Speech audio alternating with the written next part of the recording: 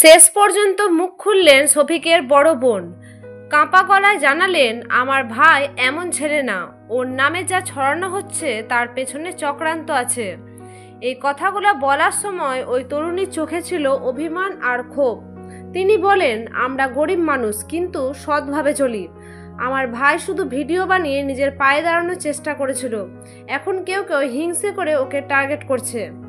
শফিকের বোনের দাবি, ওর সঙ্গে যে মেয়েটির নাম জড়ানো হচ্ছে সে আগে থেকে ব্ল্যাকমেল করত, এখন সেটা অন্যভাবে কাজে লাগাচ্ছে কেউ। সব কিছু মিলিয়ে আমার ভাইকে একটা ফাঁদে ফেলা হয়েছে।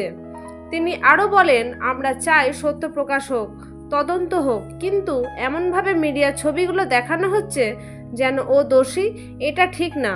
এই বক্তব্য সামনে আসার পর সোশ্যাল মিডিয়ায় ছড়িয়ে পড়েছে নানান প্রতিক্রিয়া। কেউ বলছে একটা ছেলের জীবন নিয়ে খেলছে লোকজন, আবার কেউ বলছে বোন বললেই ভাই নির্দোষ হয় না, তদন্ত বলবে আসল সত্য। আপনি কি মনে করছেন? শফিকের বোনের কথা শুনে আপনার মতামত আমাদের জানাতে ভুলবেন না। আর নতুন হলে অবশ্যই সাবস্ক্রাইব করুন। ধন্যবাদ।